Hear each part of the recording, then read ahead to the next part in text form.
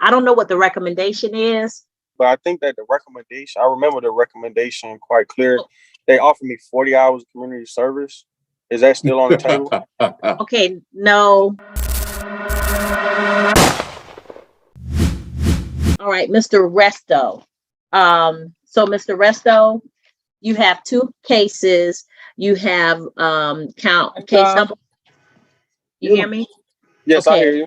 So you're before the court on 2019 CR 04954 for driving on a suspended or revoked license, no license, failure to display license, or failure to have license on person. I'm not sure, it cuts off, and no tag or expired or invalid tag. So that's on the first case. On the case from 2020 03114, you have a suspended or revoked license. You're represented by Lister and Holt on one of the cases, but not on the other. Did you want Lister and Holt to represent you, or did you want to represent yourself?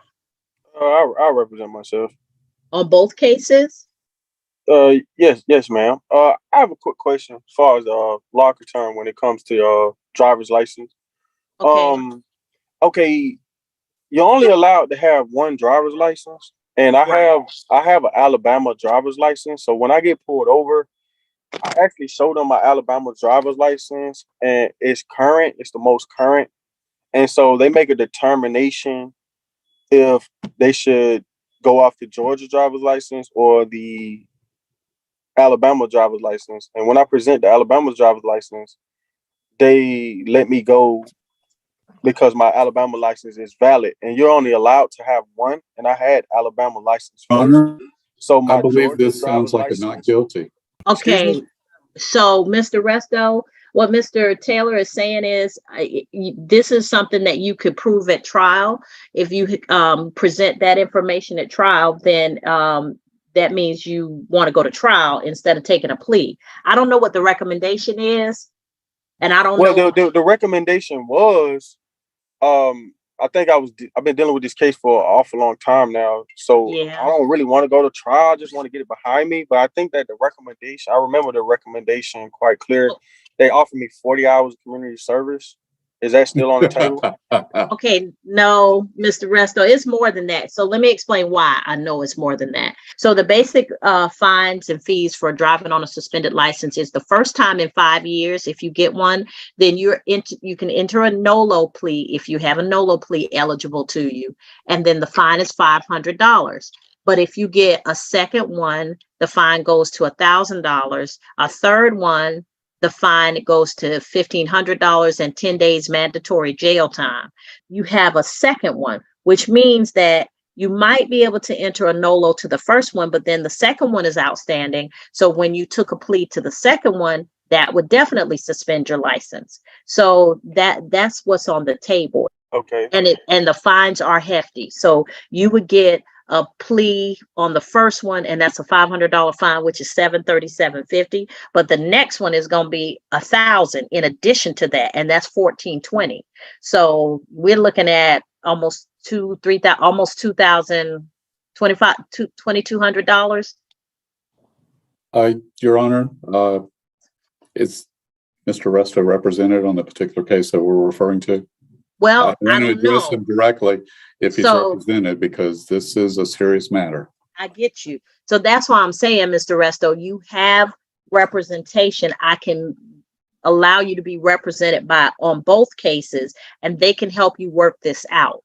But understand that I was already represented by Lister and Holt, and we kind of been going back and forth with the district attorney's office for a while, and they've been giving me recommendations, and I still didn't take it, but they've been giving me recommendations. I don't know what's changed, but it definitely wasn't $2,000. Talk to your attorney and let them tell you what the recommendation they have on the table, okay? Because the recommendation, if you're represented, even if you're only represented on one case, the rec is probably going to come to your attorney. Okay, now if I enter like an oral motion of dismissal based on constitutional grounds, are you standing on your constitutional oath? Okay, I'm not sure what that is. So I have taken an oath to uphold the Constitution and to make sure that I treat people as the law would direct me to do so. So, Okay. Well, I asked this question previously when I was in your courtroom one day in regards to the right to travel under the 14th Amendment, stating that citizens do not need a permit to travel with a horse-drawn carriage, wagon, or automobile without interference by police. And I was on a public highway actually when I got pulled over. The okay, so highway. that's not actually in the Constitution. And So I the don't right to believe travel, the right automobiles to were travel. around when the 14th Amendment was ratified. I'm sorry. Go ahead, Mr. Taylor. I just wanted to point out to the court that automobiles hadn't been invented when the 14th Amendment was ratified. That Yeah, may it said it says automobile, horse, drawn wagon, or carriage. Okay, so An automobile is not necessarily a car if it's a household good. It's just a form of transportation. It doesn't matter if it's an automobile, horse, drawn wagon, or carriage, because it's still a form of transportation, and citizens have the right to travel without interference by police. So I don't even know how the police are even allowed to interfere with travel when I'm not using my vehicle for commerce. Your Honor, And it's hold a on, Mr. totally Taylor. private household good. Okay, so Mr. Resto, if somebody drove 100 miles an hour into the back of your vehicle and killed your a family member, would you want the police to interfere? That's a murder. I mean, that's if someone got killed. But they're traveling. You can't interfere with somebody traveling. No, I mean you can't. It's stating that a police just can't interfere with your traveling, like pulling you over for a traffic violation or a tag. But you You're want them not. to You can't. interfere if Now, somebody. if you murder somebody because of Well, if okay, sovereign. say you don't murder them. Say you just hurt them. Say you just damaged the vehicle. You don't want the police to interfere. No, that because that's when it almost becomes like an accident or a crime or whatnot. So the police can. That's not really an interference. An interference with your traveling, not an interference when two citizens engage in an accident. It's interfering with you just traveling. Now, police officers, as far as public servants, they have a duty to serve to the people. So if a car accident occurs, then of course public servants, as far as ambulance, as far as firemen, they will come to the scene just as a service. But for you to just interfere in my traveling is actually a violation of the Constitution. Well, sir, the Constitution and the cases that have come out of the constitutional jurisprudence allow cities and states and municipal organizations to regulate travel for the benefit of the citizens. So they can put reasonable regulations on travel, meaning you can have a license. They can grant you the privilege of having a license to drive.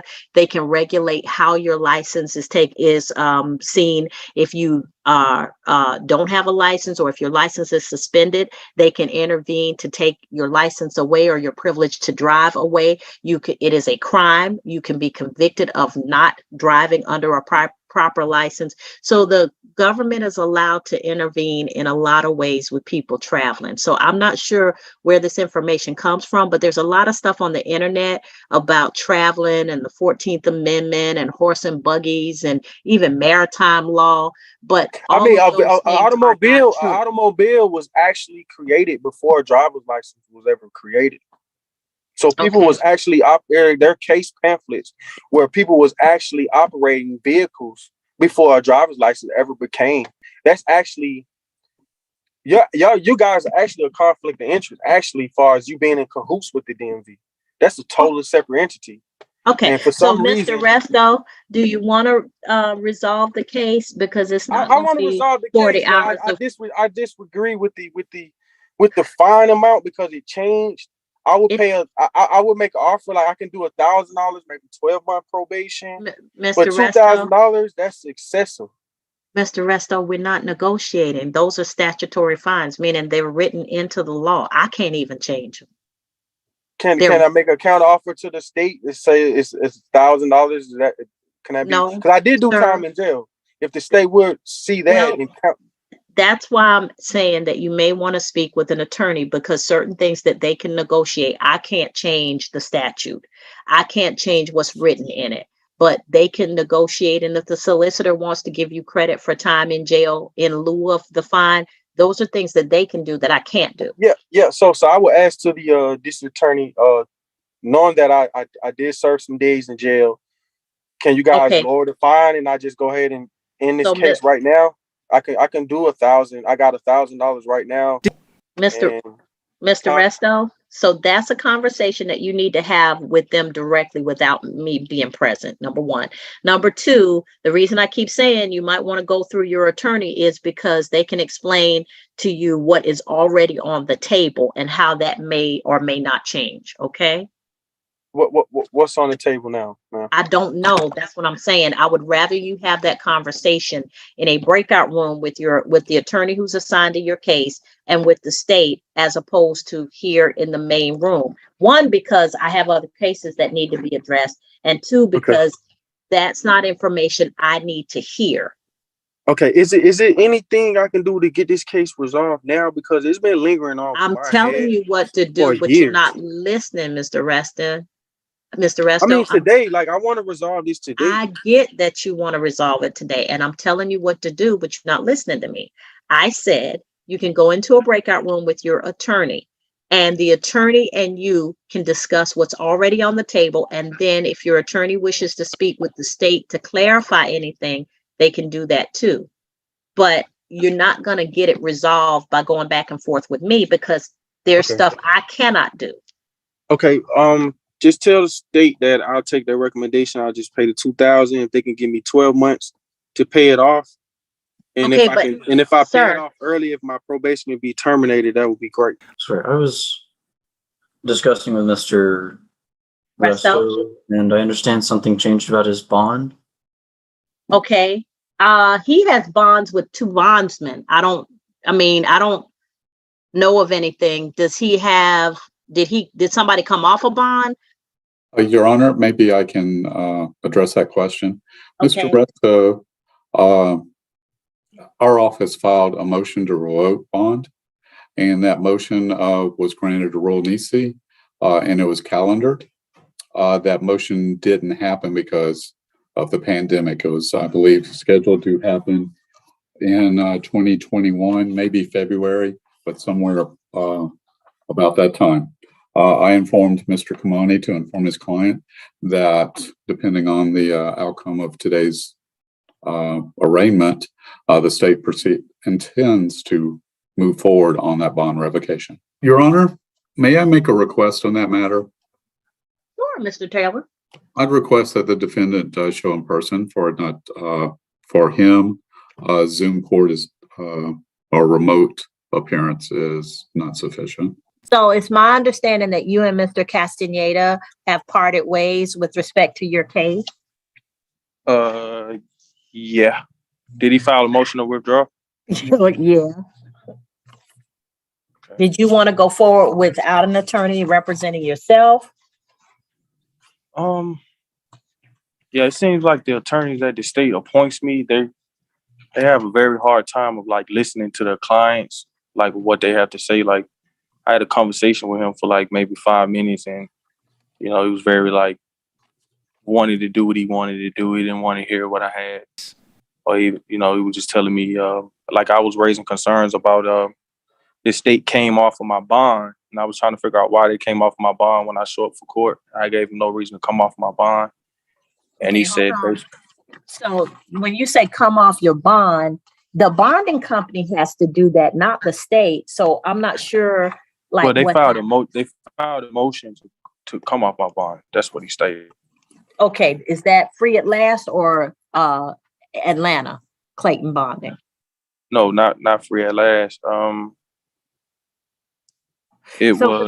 have that you. He stated that the state filed a motion with your court, stating that they wanted to come off my bond to where basically I will have a warrant on me. Okay, Miss Janvier, do you have any outstanding bench warrants for Mr. Resto? I don't recall signing any, but I may have. Did the state file any motions in regards to that? No. Okay, I did. So just one more, Your Honor, I didn't know that he was back. I'd already given the file to my assistant. She said she had just sent off the bench warrant to you as well, I think. So I didn't think. okay. All right. So yeah, Mr. Resto, you're here. So I haven't signed anything yet. Okay. Does the state have any intentions on trying to come off my bond? No. So, sir, they don't come off your bond unless you fail to appear. My understanding is you had a medical excuse for being late today. So you contacted I'm Ms. Val. actually still at the hospital. I just had a minor surgery. Okay, so Ms. Val has allowed you to come on to the call today because she knew that you had a medical issue. So we can deal with your case today, or we can give you a continuance until December 6th, but nobody's coming off the bond and the bench warrant will not be signed. Okay. I want to handle this today. It's kind of been lingering over my head for some years now. I'm really tired of it. And Okay. but I hear that the state is trying to give me 10 days in jail, and that would absolutely ruin my business, my life. So I have a 2-year-old son. I'm a single father. Yeah, but see, Judge, in my situation is okay. I got the documentation from the Alabama motor vehicle department. See, Okay. I'm actually an Alabama citizen. Hold and on, I was Mr. traveling. Resto. Hold on. Let me put you in a breakout room with me and the state so we can hear what you're saying, but we're not putting it all out there in case you want to make a different decision, okay? Okay. Well, I have no absolute reason to lie, and I really believe No, it's not I can not be that, vindicated. sir. This is what I would do if you had an attorney who was representing you, okay? So this is called a pre. Yeah, but I just honestly believe that when you're just being truthful, there's really no need for attorneys when you're just being honest about your situation. Next is Mr. Resto. Mr. Castaneda was fired by Mr. Resto, so he's no longer counsel of record. Mr. Resto is wanted, and there is no surety on that. Does the state have there's no surety order on that? Does the state have a request in the Resto case? Mr. Resto, yes, state would definitely request a rule absolute in that matter. Okay, on both cases, a rule absolute will be granted. Thank you, Your Honor.